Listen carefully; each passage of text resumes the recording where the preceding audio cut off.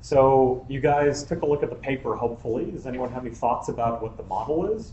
So the goal of today is really to, we did an entire unit on tensor decompositions, which give us lots of algorithms under certain assumptions. But, the goal of today is to try and question some of those distributional assumptions. And one of the ways about going about doing that is through semi-random models.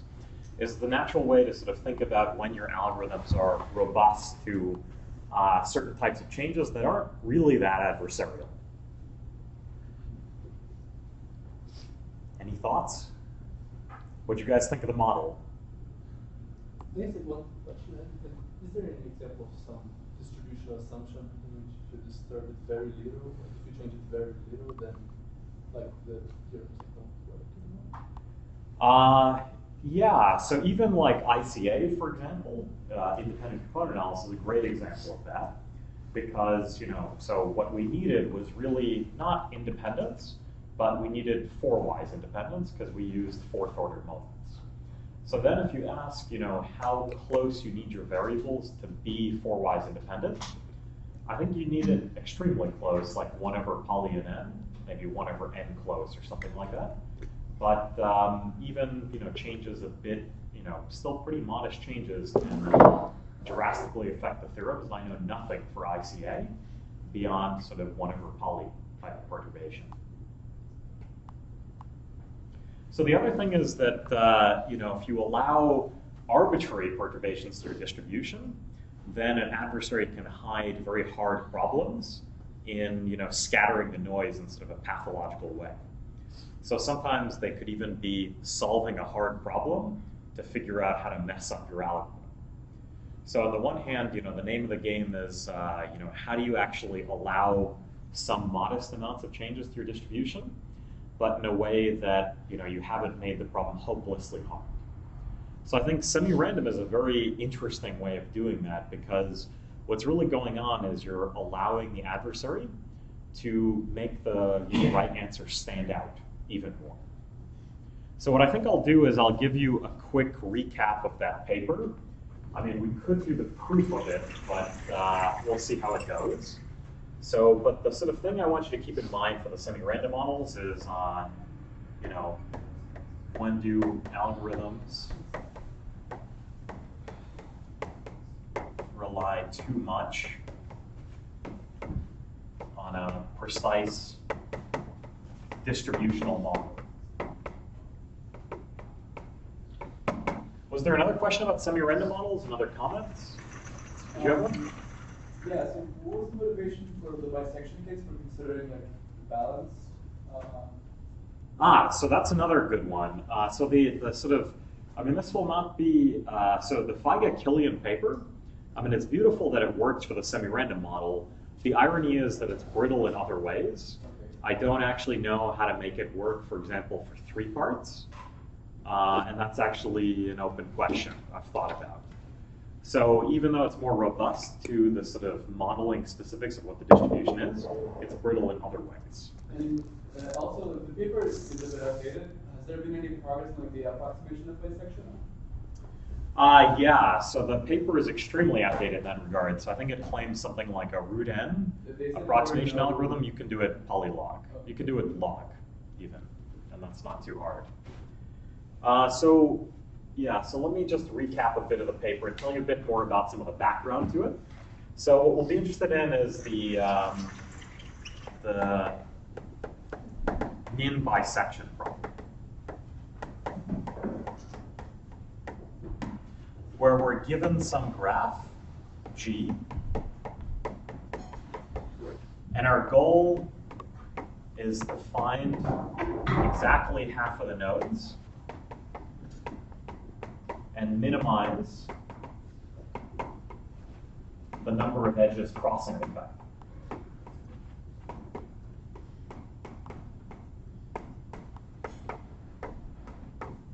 The number of edges with one endpoint in each side. So, the sort of starting point for a lot of this work, this problem has a long sort of history by itself, is that the trouble is that, min bisection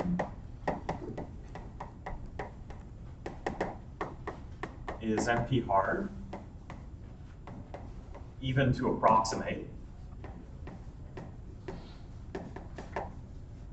I think within some constant factor. The first, approximation algorithms that were good for this was there was a paper of Weigand, Krautgamer, who what they gave was they gave a log squared n approximation algorithm. But there's really been a long, long line of work on planted bisection models. So studying it in an average case. So it's kind of funny, this work on planted bisection models, the motivation is really just, a log squared approximation algorithm is pretty theoretically impressive, but not super useful when you actually want to solve this thing. And so what people have studied is, average case models for this, where there is a true bisection that should stand out in some random graph model, and then trying to show simple algorithms that actually find it with high probability. So amazingly, this problem has actually been studied since the 80s till actually today, so there's still work going on this. Some of the very recent work, even just a year ago, was about understanding whether or not right at the information theoretic bound, where the true bisection is, the optimal one, the planted one is the optimal one, whether you can actually find it efficiently. So only last year was that really resolved, that you can go all the way up to the information theoretic bounds. But just to make sure we're on the same page, let me remind you what the planted bisection model is, which this is the average case version of it, and then we'll really study semi-random modification on top of it. So the basic setting is that we have some unknown true bisection. And then the way we generate our random graph is for each pair, a possible edge in the graph. We add the edge.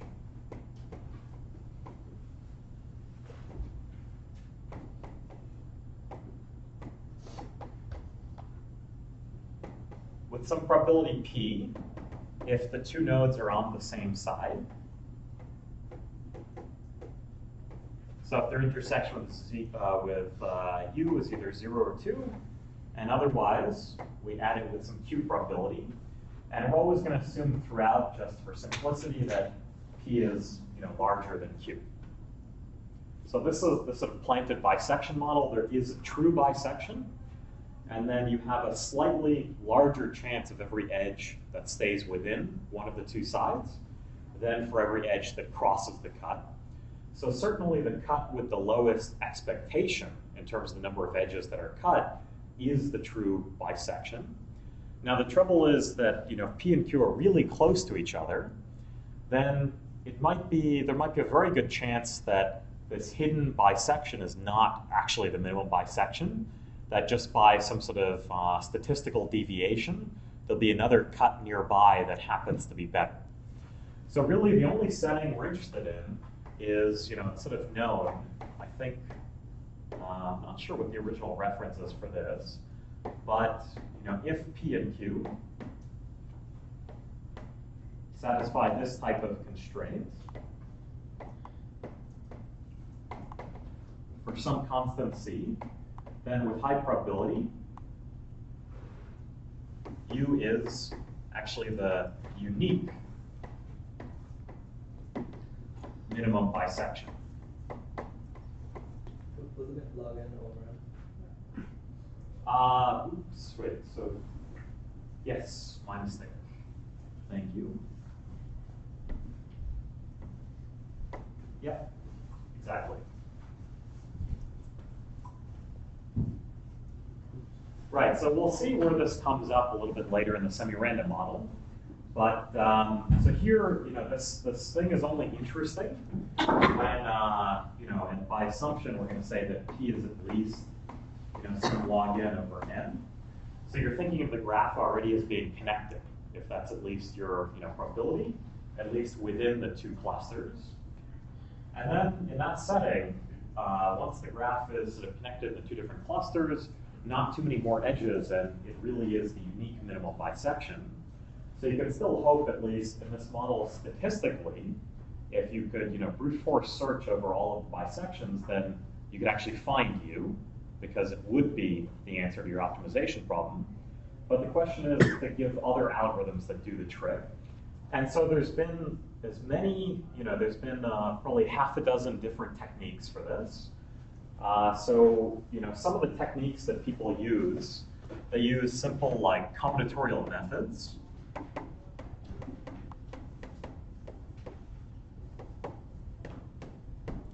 You can think about it intuitively as if I give you two nodes, which you're trying to decide whether they're on the same side of this hidden bipartition U or not. One thing you can do is you can try and count how many neighbors they have in common. So if they actually are on the same side, if you have this type of statistical gap between P and Q, then at some threshold, you're actually more likely to have more neighbors in common. And that can be a simple test for between every pair of nodes.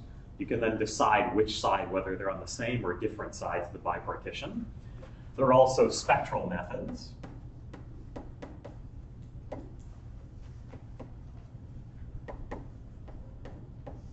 There are even approaches through tensor decomposition that you can see in the notes, which are really ways to count star graphs as a way to encode the hidden parameters of the model, and you can figure out what the hidden bisection is that way. And there are also, the last technique that was sort of used is semi-definite programming.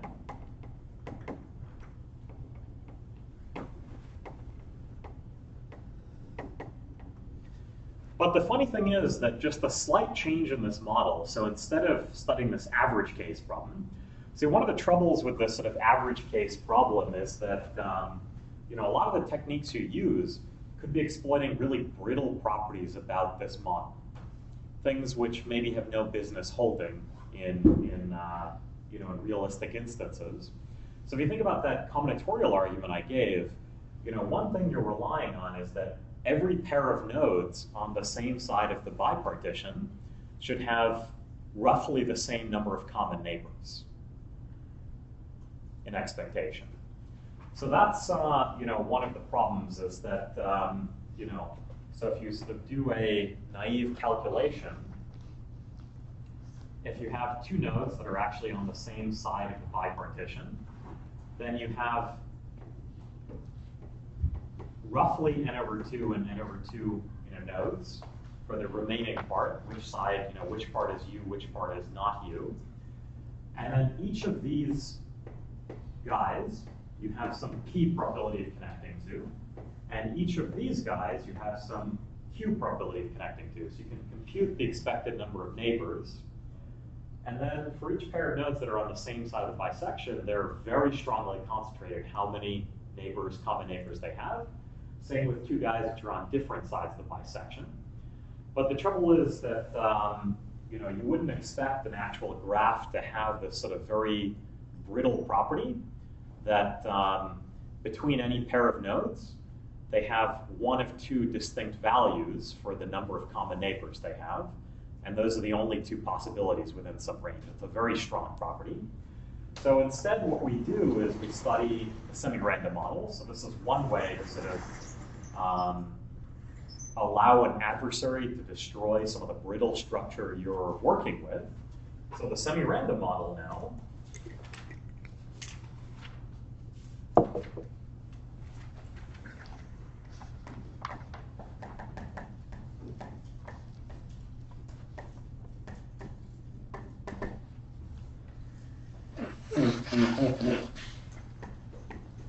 so we generate some graph G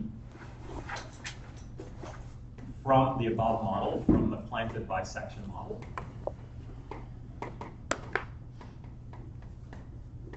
And the hidden partition is the U and P minus U. But then what we allow is we allow an adversary to make monotone changes. So what he can do is you can add any edge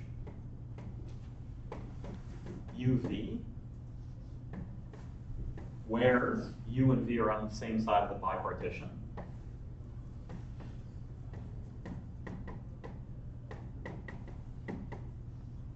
Or he's allowed to subtract any edge from the graph where only one node is on one side. So this is sometimes called a monotone adversary.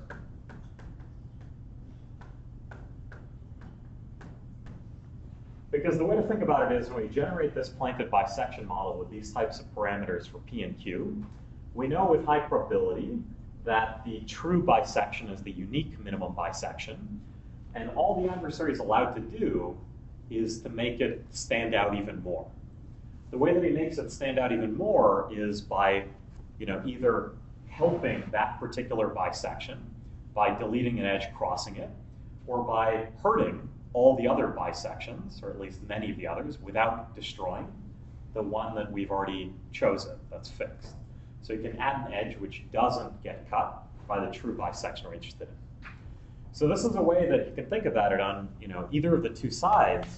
The adversary, the model is no longer specified to have between every pair of nodes roughly the same number of common neighbors.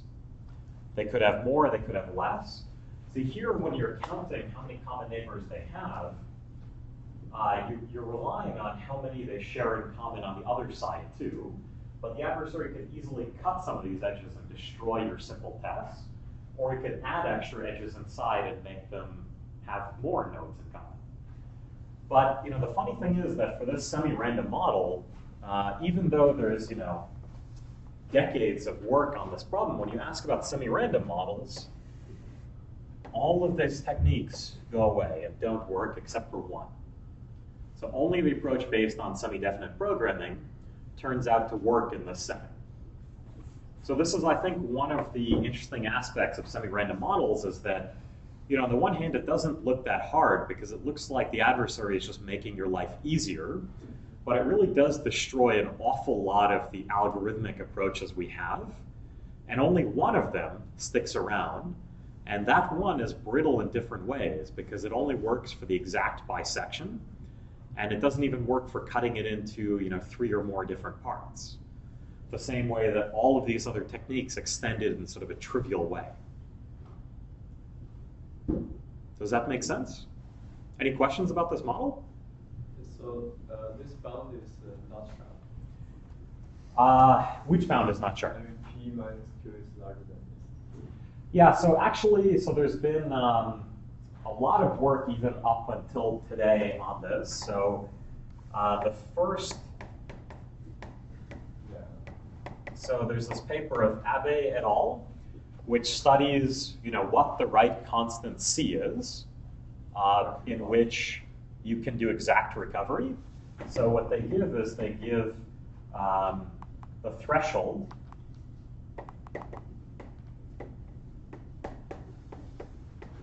for exact recovery. Is there any connection to the stochastic model for? Yeah, this is the stochastic block model for 2 pieces. Okay. So I thought the bounds were.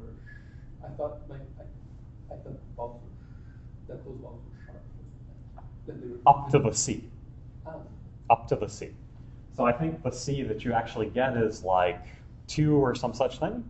So there's 2 different questions for these types of models, even for the bisection case. One is, what's the relationship between P and Q, where I can exactly recover the 2 pieces? And that Abe et al. Recently, I think this past year, gave a SDP, which actually achieves the information theoretic bound. So when you have this condition as met between P and Q, which looks roughly like that, but with a sharper constant for the C, then they can do it, and an SDP accomplishes it. And below that, it's not possible to do it with high probability. But there's another variant of the problem, which, if anything, is much more challenging. So there was a paper of Mossel, Neiman, and Sly, and independent work of Masuli, which what they resolved was the threshold for partial recovery. So if I gave you a graph which had no hidden bisection, what if P equals Q? So there's nothing special about Q. Q is U is arbitrary, and there's no way you can figure it out from the model. If you try and output your best clustering, well, I ask for the matching of your clusters to the true one. You're not going to get more than 50-50 right. You just can't beat random guessing. So what Mossel et al. And Masuli did is they studied what's the precise relationship between P and Q, where you can beat random guessing. So what they showed was actually that if P equals A over N, Q equals B over N, I think the bounds were that if P minus Q squared is at least 2 times P, these should be A and B.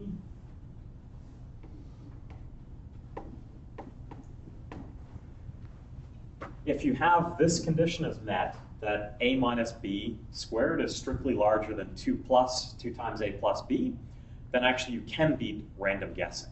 So you can get a clustering, which its agreement with the true thing is non-trivial. So you get half plus epsilon of the guys right when you try and guess which side of the bipartition they're on. And when you don't have this condition, when you're less than or equal to, it's statistically impossible. So there's a very precise bound that when you talk about exact recovery, you need P to be at least log n over n, because otherwise you wouldn't even have a giant component to begin with, so you'd have no chance. Some of the nodes would have no neighbors at all. But when you talk about the very sparse setting, now it's known at exactly what's the information theoretic bound at which you can beat random guessing. And there are algorithms that actually achieve this bound.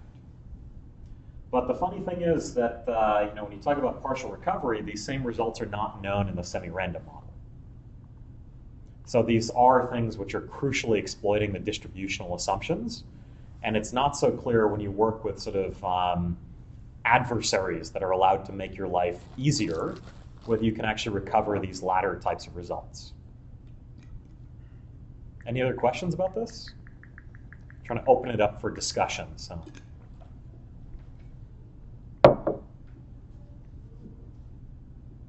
If you guys don't ask more questions, I'm going to prove this. I don't think you want that. I'm willing to do it. So intuitively, why does semi-definite programming survive? That's a great question, right? So this is the other point that I want to get at, is that this diagram is not really an accident, right? Is that there's a very beautiful pattern in which you use to reason about your algorithm working in the semi-random model, and it's the only pattern I know for giving algorithms that work in this sort of challenging model. So what you do is there's sort of a two-step process. The outline of these proofs is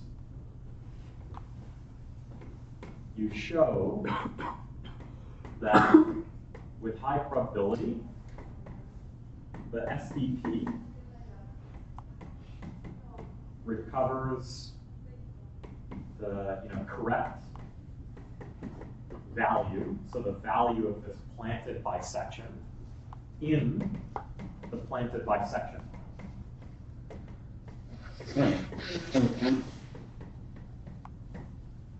So the first step is actually, ironically, is just showing that your SDP works in the model that I was already disparaging, right?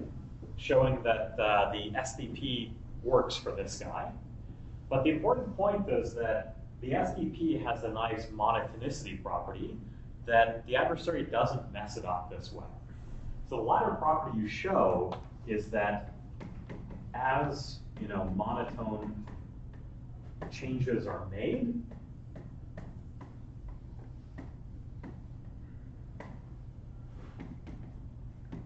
the value tracks the optimal bisection.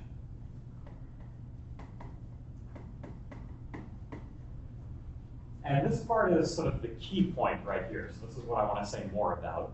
See, if you think about it, right, in the semi-random model, if you just had this planted bisection model, you can compute roughly what the optimal value should be. You won't know precisely what it is, but you can even forget about looking at the particular graph because the optimal value itself is concentrated. But as soon as you move to the semi-random model, now when an adversary starts deleting edges, you need to know that your optimal value for your SDP is actually tracking the optimal value of this hidden bisection. Because as he subtracts edges, you need to go down by 1 in value each time.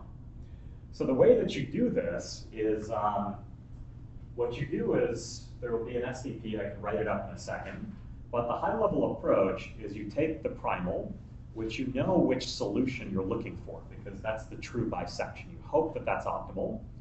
What you do is you pass to the dual, and you construct a certificate that proves that the primal is optimal. So in the primal, you have some candidate solution given by this planted bisection, and you always pass to the dual to show that there is no better solution, and that that's what your SDP has to find. So the issue is that the only way that I know how to design semi-random models, algorithms that work for semi-random models, is by this layer of indirection. That what you do is you take the SDP and you pass the dual, and in the dual I can just pretend I know what the adversary did, I can pretend I know what U is, and I can use my full knowledge to construct some dual certificate that shows that you can't do better for the primal. That's because anything I construct will be a valid dual certificate, so it's fine, right? So that's a very funny pattern for reasoning that sometimes you see about here. So does that make sense? Yep. So the primal and the dual don't have to agree with the solution. So how do you know that you have an optimal? They don't have to agree on what? On the solution for the SDPs, right? Yep. They don't have to have the same value. They do. For the SDPs? Yeah. Oh. Because Slater, So what you're thinking of is, a ellipsoid algorithm will only allow you to solve it to within some finite, epsilon accuracy because you have, these sum of square root problems. But, you'll have the same conditions are met that the optimal value for the primal will be equal to the optimal value for the dual. It's not true in general, I think. Yes, so you need Slater. You need Slater's condition for the SDP, which all holds here. But in any case, so let me write up what the SDP is. But in any case, that actually doesn't matter because you're only using weak duality. So it'll just so happen to be that your dual certificate will prove that the thing that you guessed for the primal is actually optimal. But this is a very funny pattern that I want to get across because that's maybe the reason why these semi-random models, we only have certain types of algorithms is because the only things I know that work for semi-random models work in this layer of indirection and have to go through an SDP.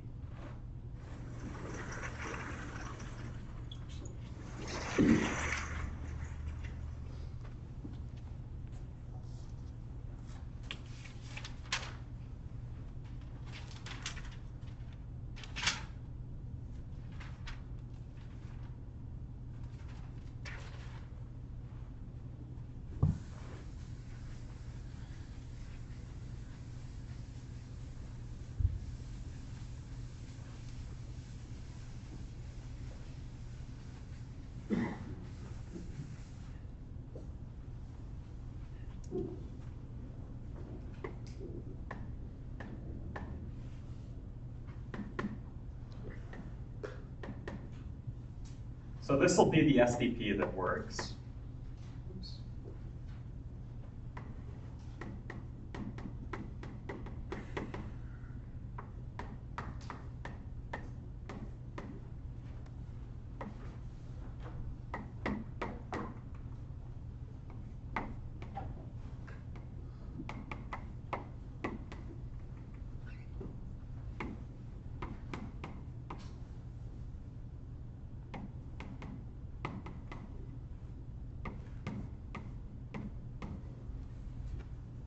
So here, of course, what we mean is that all of the singular values of this symmetric matrix should be, all of the eigenvalues should be non-negative. But what we're going to do, the way to think about this SDP is to think about what the optimal, what solution you're hoping it'll find. So if I have the true bisection, what am I supposed to plug in here to get the number of edges that are cut? So the way to think about this is what you can do is, your candidate solution.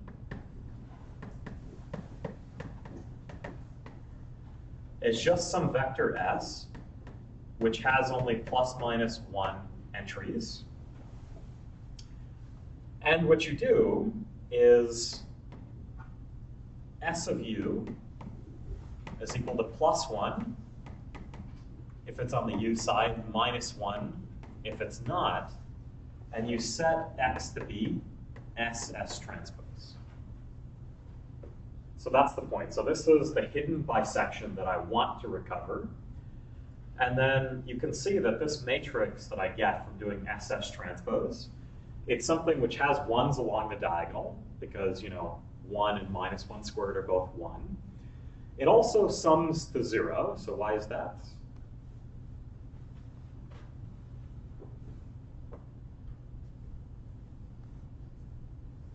Yep. Exact bisection. Exact bisection. That's where you use the constraint that it's exact bisection, right? So this constraint is just taking the quadratic form of the all ones vector on X. That's all this is.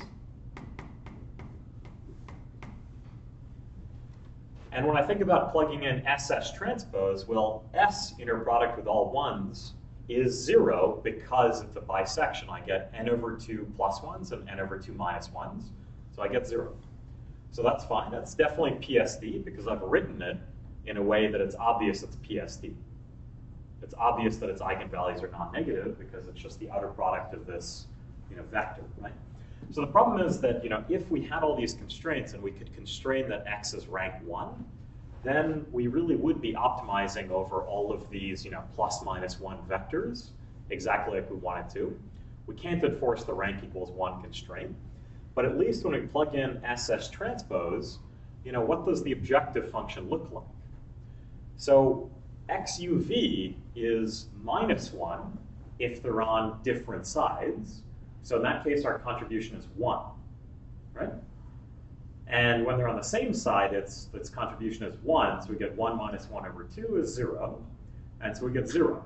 So this, in the case when we actually plug in SS transpose, some solution of our desired form, is actually the number of edges that are cut. So then, it's easy to see that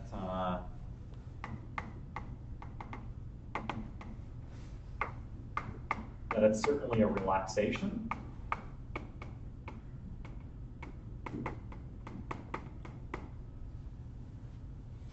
And the main point is that, what Feigen and Killian first want to show is that if G is generated from the planted bisection model,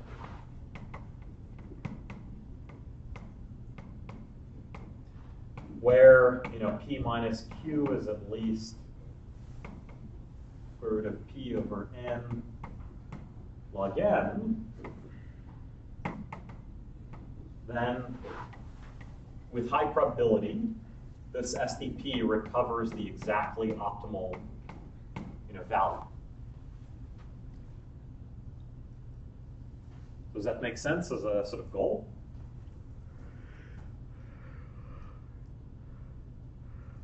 And so you have one side as obvious for this. H of G is certainly a lower bound for B of G. But what you do is you pass to the dual. And there what you do is you have some candidate solution that you hope is optimal. Once you're passing in the dual, you can pretend you know what that solution is. And once you know what that solution is, what you want to do is you want to find a dual certificate that shows that you can't do any better than H of G equals B of G. So that's the point, but if you think about it, what happens when an adversary makes changes to this graph? So one thing is that if they add an edge inside the true bisection, like on one of the parts in the true bisection, well, once you have that h of g equals b of g, then your optimal value is not actually going to change, because for this particular solution, it doesn't add 1 to its value, right? And when you subtract something crossing the cut, then what is true is that this optimal value, the value of this solution goes down by 1. But what you need to prove, which isn't too hard, is that when you subtract an edge, this SDP, the optimal value itself, can go down by at most 1. So in that way, what you're showing is that as the adversary makes these monotone changes, as the adversary makes them, the value of this SDP continues to track the optimal value. That's the key point, right? Is that when an adversary adds an edge, the optimal value can only go up. But once we know that this achieves the optimal value, and its objective function doesn't go up, we know it stays the same. And when we delete an edge crossing the cut, what you need to prove, which is not too hard, is that your contribution to this SDP can't go down by more than 1. That just comes from sort of thinking about the off diagonals, as they'll always have absolute value bounded by 1 in this particular SDP. And that way, when you subtract an edge, you can't decrease the optimal value by more than 1. And lo and behold, for this particular guessed solution, the optimal value really does go down by 1. So in this way, see, there's something that happens for the planted bisection model, which is sort of trivial here, which is not trivial here by any means, is that I can forget about the graph and just know the parameters of the model. You tell me P and Q, I'll tell you roughly what the optimal bisection is within some sort of error bounds, just because U shouldn't be the optimal one, so I know roughly what its contribution is for the bisection. But as soon as you allow this monotone adversary, then the optimal bisection could be a very, very different value. It could be much smaller than what it is in this planted bisection model. And any algorithm that you have that works in this model has to be able to track this. As the value of the bisection goes down, so too must its value go down at exactly the same rate. And that's what happens by virtue of the SDP. Okay? Are there questions about this? Yep. So is that the same objective function as for max cut?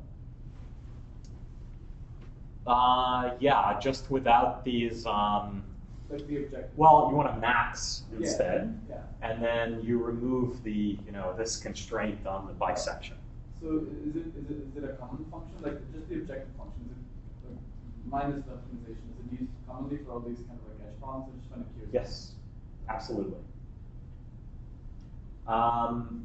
Yeah, by now it's sort of, this is the standard go-to SDP for this. Any other questions about like the proof technique? I think it's a very funny proof technique, so if it doesn't make sense, ask. I told you, otherwise I'm going to do the proof. I guess in one of the other, in the clustering of, I think the one like Masulia, they also have a semi-definite program, which is like, I think it's a much more almost like relaxation of maximum likelihood, right? Or No. no? No. See, that's actually the issue with the Mosul et al. And Masuli results, is that they don't use an SDP. I think in one of maybe Not to get the optimal balance. Okay. Okay, maybe probably. So, I mean, what they do, so the Abe et al. One does, and that's why it works immediately in the semi-random model. But the partial recovery ones don't, because, part of the issue is that they use no return random walks, which are really about the eigenvectors of some large matrix. And the eigenvectors, even though the singular values are something you can put SDP constraints on, the eigenvectors, the matrix they consider, it's not a symmetric matrix. So there's not even a convex program to compute the eigenvalue of an asymmetric matrix. So that's one of the biggest gaps. But that's a good question. I'm going to do a proof. You guys should be more worried. Yes. I'm just a little bit lost. The goal is having the graph, figuring out what are the communities, right? Yes. So, and I'm doing this optimization which finds this matrix X. Yes. So, but if X is not rank 1. Right. So in fact, there's even more work to this than what I said, because one of the things is, even if you have an SDP whose value in the semi-random model equals the value of the true bisection, then that doesn't necessarily find you the communities. There are a few different ways of doing that. One of them is to show that when you construct the dual, that based on sort of complementary slackness, that it has to be a rank 1 solution on the other side. The other thing you can do is that once you have this SDP that tracks the value, you can start making decisions about which pairs of nodes are on which side, and then check whether your restricted optimization problem still satisfies the sort of optimal problem. So you can solve the SDP on the restricted thing. And that way you can sort of read off the solution. That's more what Feigen and Killian did. But all I'm claiming is that this is sort of the heart of the issue, is how do you actually get an SDP or any optimization problem whose output tracks, gets better as the adversary makes changes. But that's a good question, right? So the sort of pattern here is that we're always in a setting where the true bisection is with high probability the answer to some brute force optimization problem. Namely, look over all bisections, choose the one which is minimum. But we're hoping that, in that setting, that you can actually get SDPs that do the same thing. And all I'm saying is approximate the value will help you get the actual thing. Any other questions? All right, you guys are asking for it. I'm gonna give you one more opportunity to make me not do the proof. See, I have to warn you, so many people cover Feigen-Killian in their classes. I was looking at some notes, from other universities last night. This is where they stop. I claim it's not that bad afterwards, but I'm gonna show you an easier part, which is, what the dual is and how you guess the solution. And after that, it gets rough because then it's random matrix theory. But so you should definitely stop me after that. So what's the dual? So let me guess what the dual is. But the way that I'm going to convince you that this is the dual is I'm going to show you that it satisfies weak duality. So when we think about how this dual satisfies weak duality, then we're going to think about how we need to choose a dual certificate to show that the true bisection is the optimal one. That's the pattern in all of these analyses. You always pass to the dual to reason about it. So here's what I claim the dual is. We have n edges in the graph. And what I'm going to do is we're going to have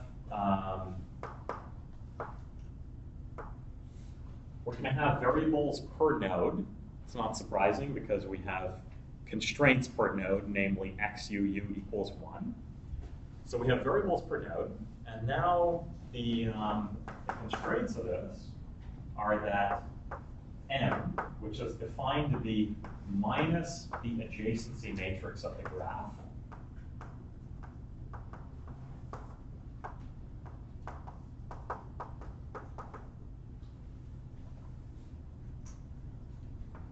minus y0 times j. This is the all ones matrix.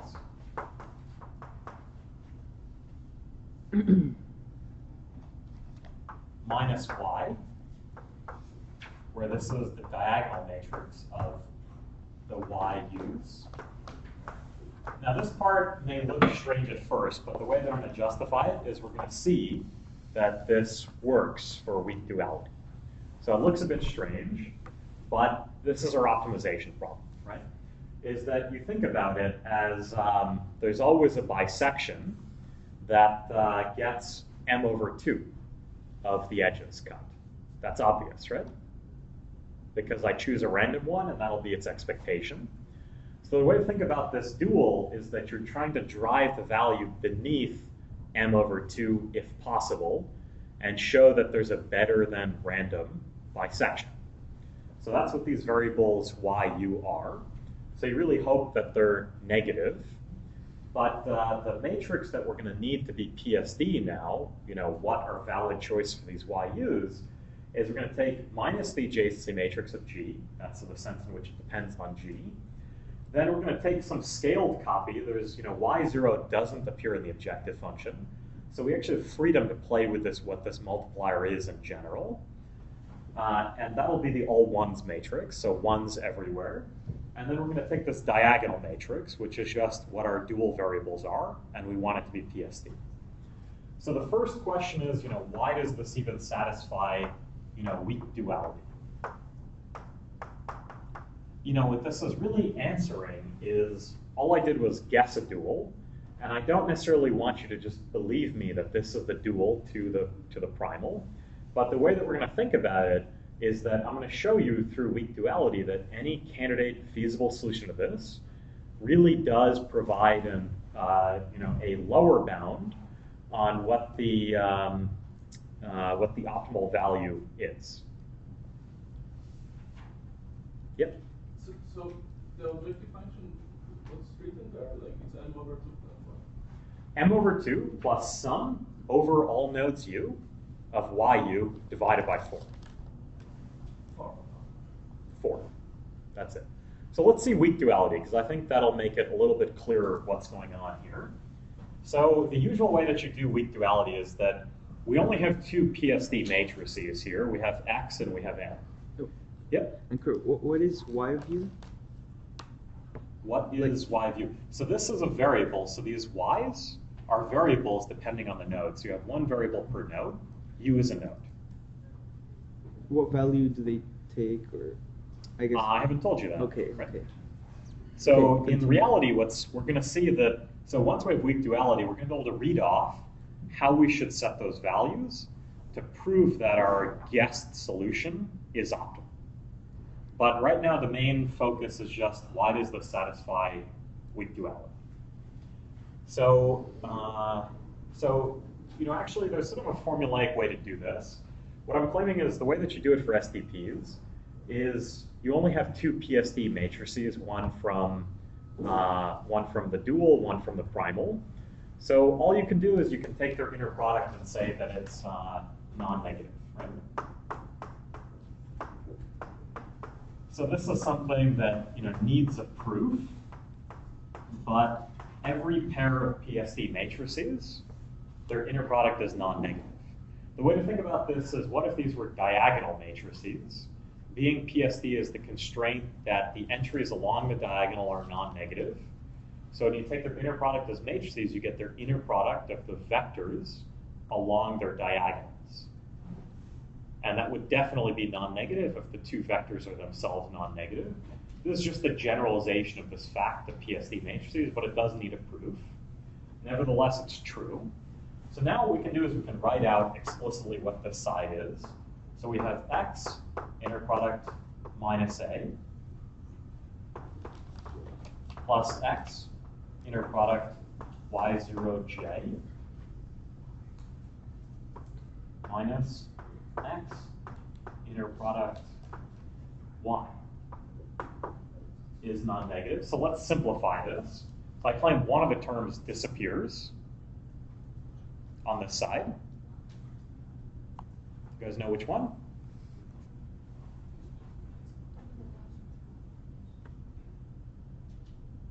One of the three terms on this side disappears. Yes, exactly. So the second term, because J, the all ones matrix, is the outer product of 1 and 1 transpose. So when we take their inner product, the constraint that, all we're going to do is think about if we plugged in y0 equals minus 1 here. So we're getting the inner product between X and J. All that's doing is it's summing up all the entries in X, which by assumption is 0. That's why this shows up in the dual, as it comes from that constraint. Because we have an equality constraint, y0 is unconstrained. But this guy is 0. I claim, at some point we have to pull out things that look like our objective function. So I claim that this can be described more simply. So the inner product between X and Y.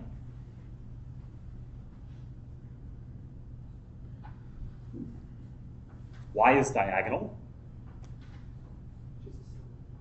Exactly, right? So this quantity right here is minus the sum of the y's. Minus because I have a minus out front. Okay? And now this quantity I can also think about as being minus sum of, x uv, well, 2 times that for all edges. Why 2 times? Because I get a contribution from the edge in both directions. And could Yep. you explain the minus yu again? Sorry. This minus y. Yeah, that in your problem. Yep. So y is diagonal. Okay. Its diagonal values are yu. Now x has very controlled things along the diagonal. It has only 1s.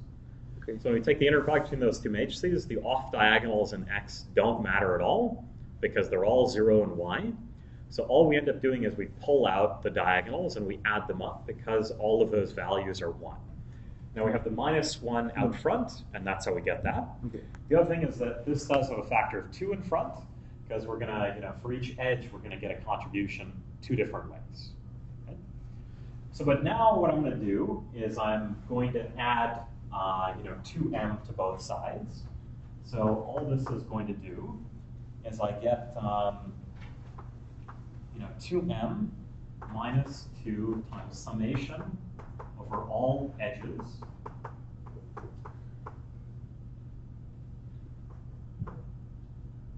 of 2m plus summation yu. Right? And now I just divide through by 4.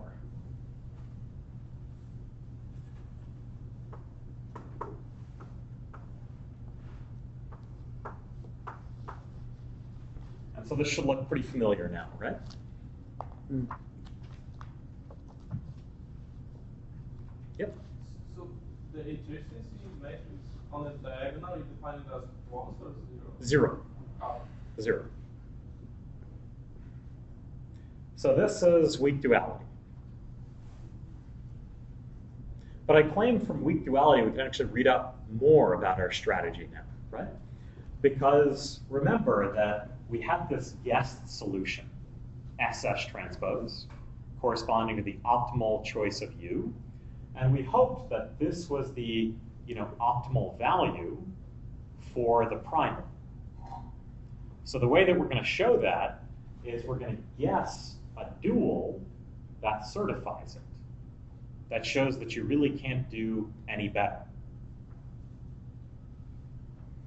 Right? So this is what I mean to sort of, you have some guessed solution that you hope is the right answer, at least in terms of value for the primal. Now that gets back to your question about it's only a statement about the value. But the first step is to show that you can't do better for the value. So you pass to the dual. But the irony here is that the way that I'm going to guess my dual certificate is going to be based on what capital U is. Right? So that's the sort of trick. I mean, that should be a cool trick. Right? Because what you're doing is when you pass the dual, you can pretend you know what the adversary did. You can pretend you know everything. And you can use all of your knowledge to construct a dual certificate, because whatever I construct is still a valid lower bound on the other side. So that when I solve the dual optimally, it finds all such certificates and it finds the best one. So that's the way that you deal with a monotone adversary, right? Is that this is the only strategy I know for dealing with an adversary like this, is you move to the dual, where you sort of take off the mask and you can see what the adversary did.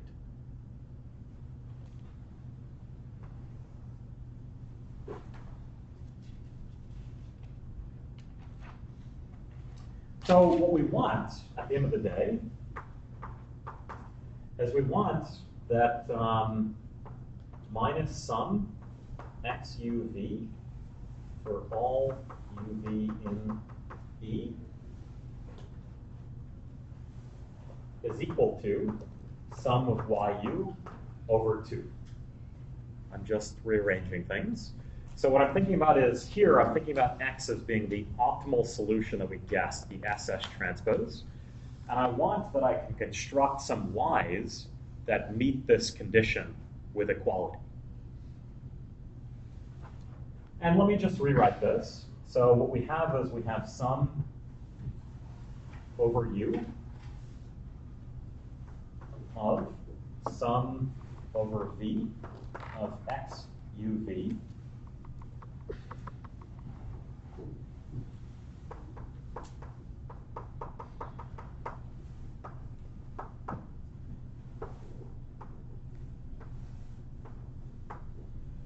So what I'm doing here is I'm double summing over the edges. That's why I'm getting rid of this factor of 2, is that for all u now, I'm looking at all of the edges it belongs to. So this edge contributes both directions.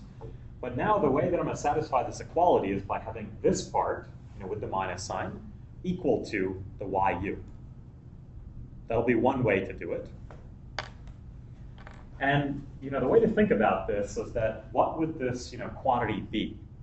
So for every edge that u participates in, if v is on the other side, then we get a -1 and then a +1 contribution. And if v is on the same side, then we get a +1 times a -1 is a minus contribution.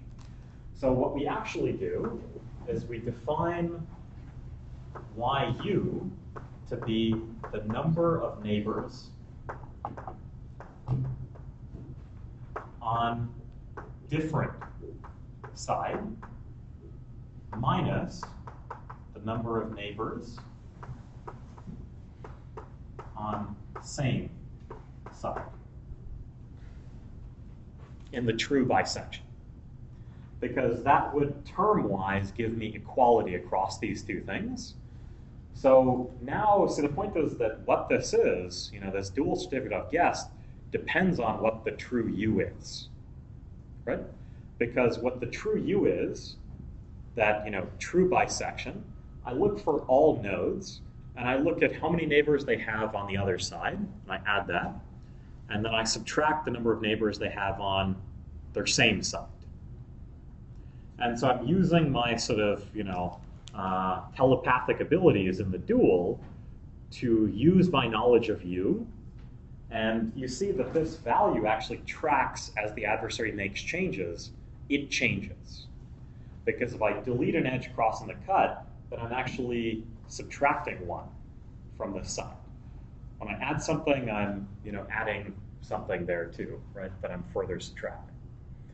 So now, the sort of main point is, the entire point of their argument is just to show that with this candidate choice of the u's, of the y's, that this is a valid dual certificate. So that's the main theorem, right? If you have that is true, then you know that with high probability, h of g equals b of g. Because you've just proven a lower bound that for whatever the true solution is, you can't do better because we've constructed a dual certificate.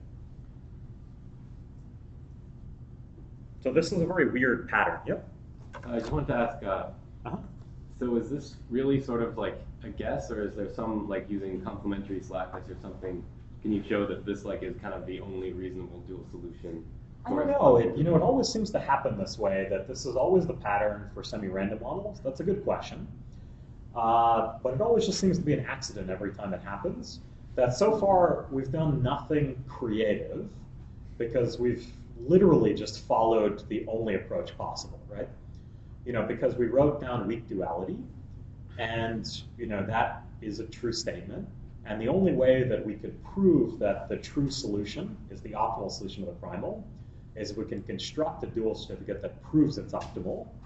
And then all we did was we figured out through weak duality what the constraints on such a dual certificate would be. But you always get down to something like this, that there could be other ways to satisfy this, but you always have a sort of natural way where you break it up, where here we're saying term-wise they'll be equal, and that's why they're equal. So there always seems to be that sort of step about, there's always some nice way to satisfy what you need to get, to prove optimality. But I can't give you more intuition than that. It always seems strange to me that that's the way it goes. Any other questions about this? This is a kind of funny proof strategy.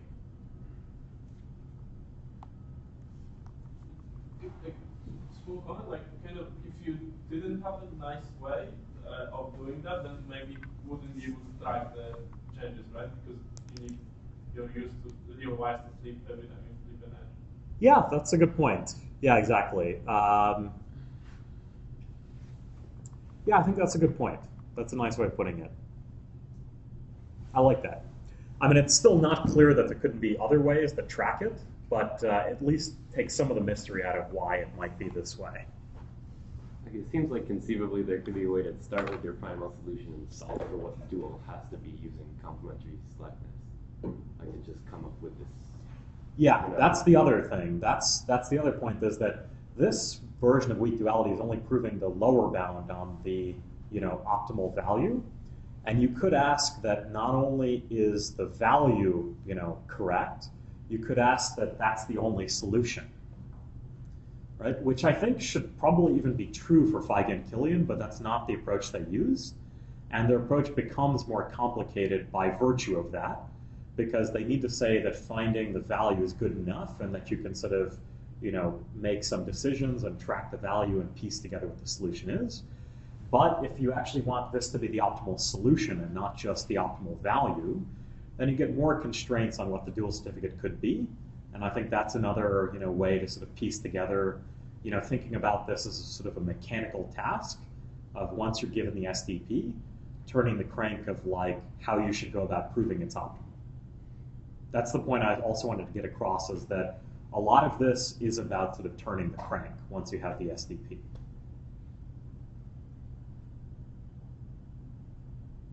Any other questions about this?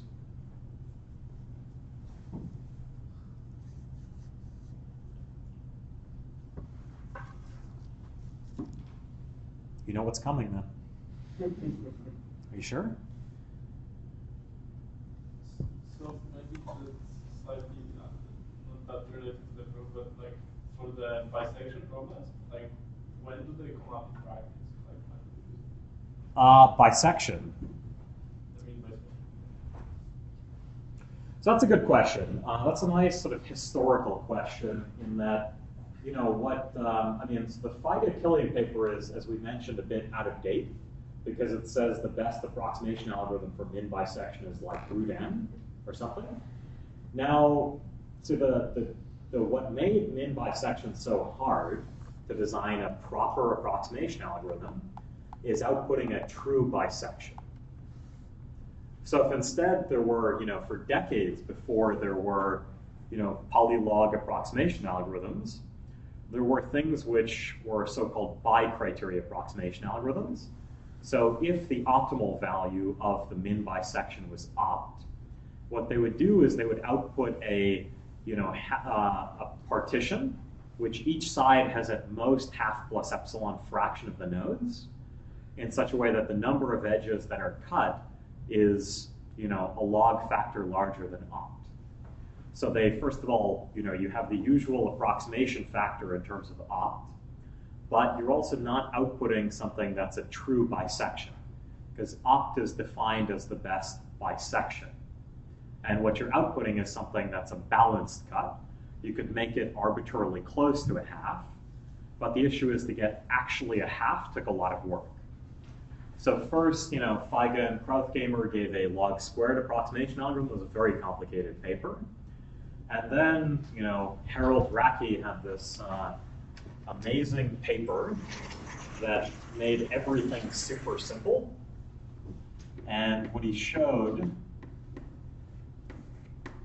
was a log n approximation algorithm, because what he did was he reduced all graphs within a log n factor to trees. And then you can actually find the min bisection on a tree by dynamic programming in a way that you actually respect the size perfectly. So it gave you a way as a black box to respect size constraints in the usual way that we didn't have before. So, so the issue is that you asked what are the applications of min bisection. The truth is that min bisection the sort of dirty secret is that it was more of a theoretical challenge, because in a lot of the cases where you want to sort of partition a graph recursively in some way, it doesn't matter that you're getting the min bisection, you're actually getting a bisection, or getting something that's somewhat balanced. Instead of getting log base 2, I get log base something else when I recurse in this way, but it doesn't actually change anything.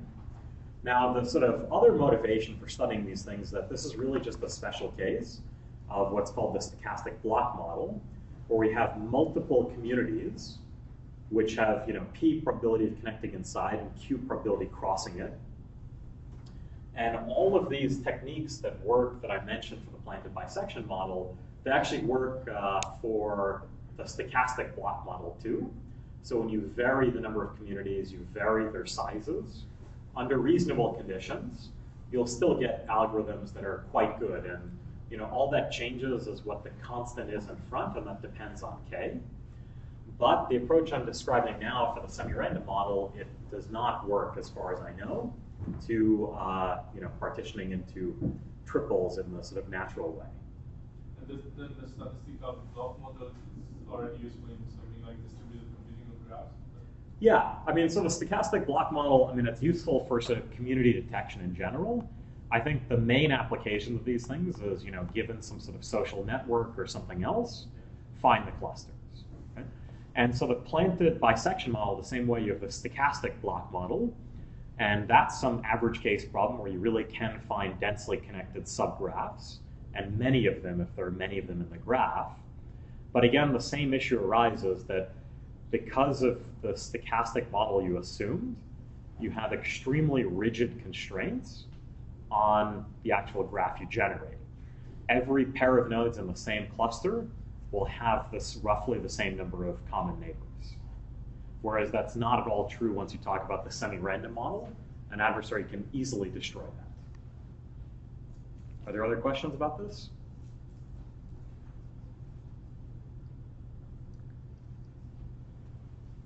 Not about this.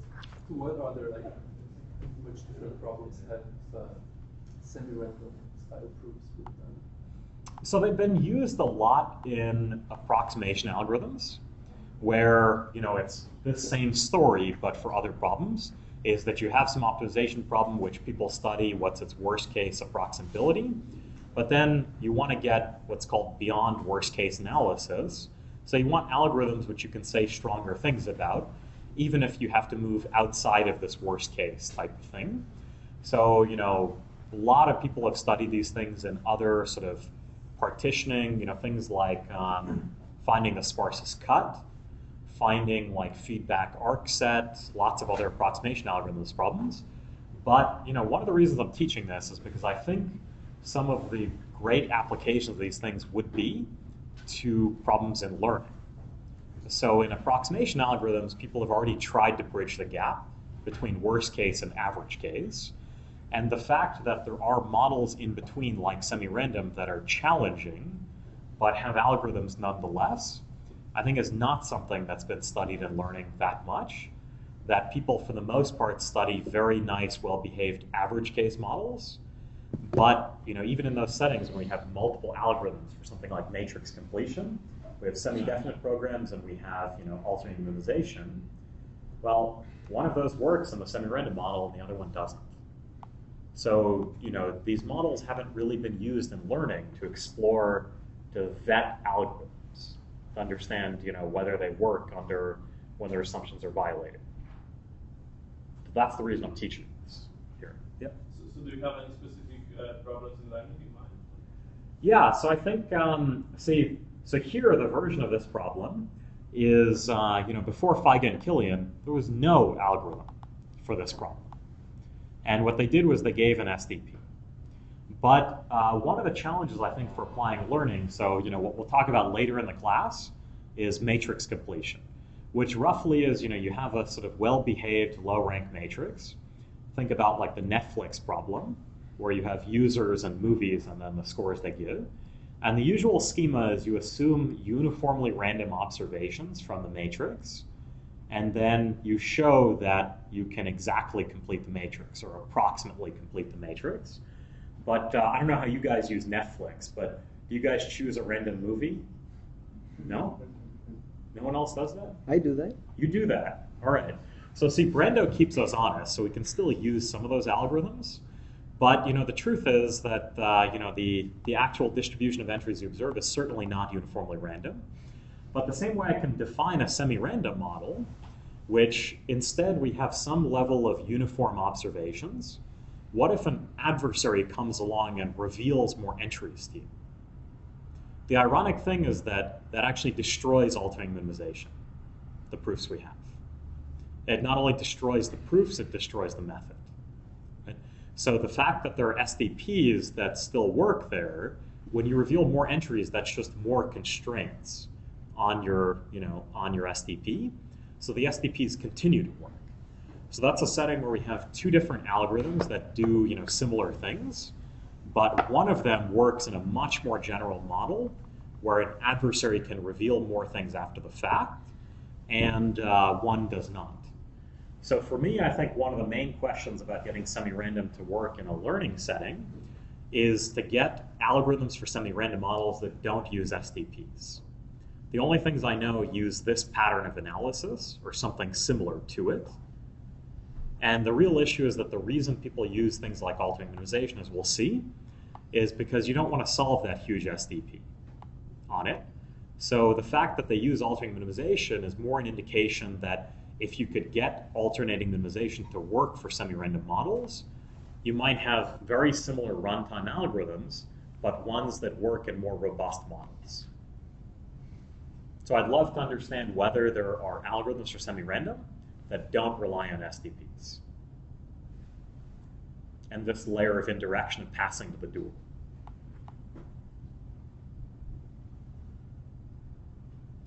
Any other questions?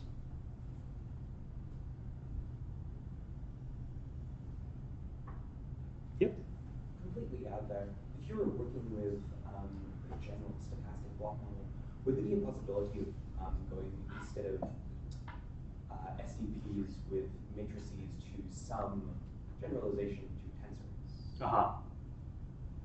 Does that even make sense? We're going to talk about that later. We're going to talk about that in the probably very last day I teach anything. So maybe we'll get there. But good question. Right, so the other thing, just to give you a roadmap, is one of the other sort of discussion days I have planned is we're going to talk about smooth analysis, which this is a way of sort of building out from average case and thinking about an adversary destroying some of the brittle structure you have.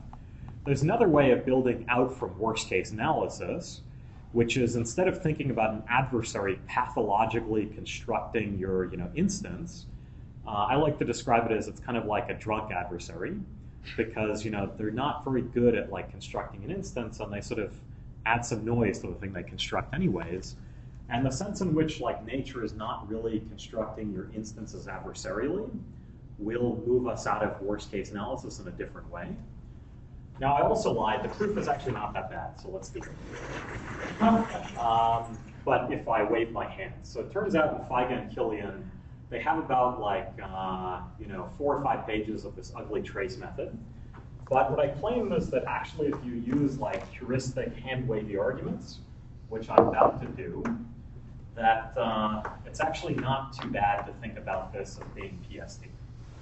So this is the main step. We know how to guess y. Well, y0 I'm going to tell you is -1, right?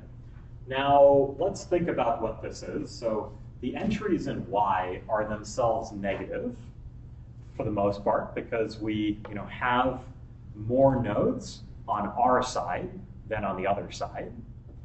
And so for our setting of p and q, what you end up getting is that all of the entries here, in minus y, are really about something like this. So the way to think about it is that we have p minus q. That's, times n is the expectation of each of the y's times n over 2. Because that's how many nodes, more neighbors we expect to have on our side than the other side. But our constraints on p versus q tell us that this should be about this quantity. And then simple concentration bounds, once p is at least log n over n, I get at least n samples. So, I lose an extra factor of 2 for that. And that's just simple concentration bounds, right? Now this part gets more interesting. So this, A, is a graph with roughly Pn nodes, right? I'm throwing away constant factors left and right, but the dominant term, P is at least Q, and you get about Pn nodes. So, for those of you who know what this is, there's the Wigner semicircle law, which tells you the adjacency matrix of the graph, the spectrum, should be roughly between 2 root d and minus 2 root d. But there's a catch that there's also this one single isolated eigenvalue out at d because I'm a deregular graph, right? So this quantity right here, d, I claim is about Pn.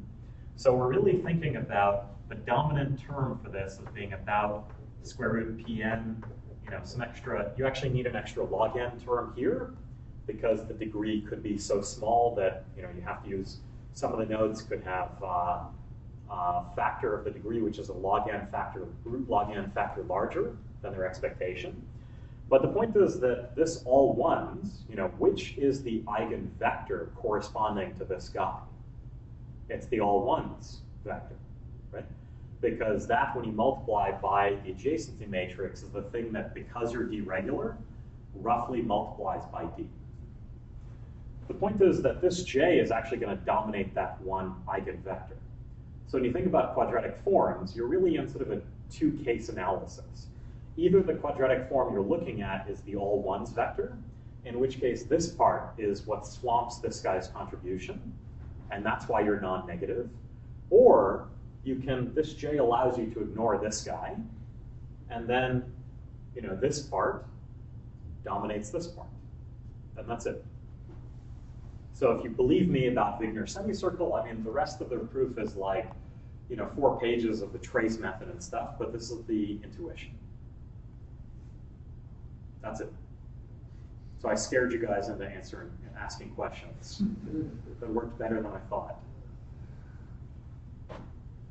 How do you choose the y0? I chose it to be -1. Okay. I chose it to be -1 because then I have a plus j here, which the reason I needed that was to kill this guy. Okay.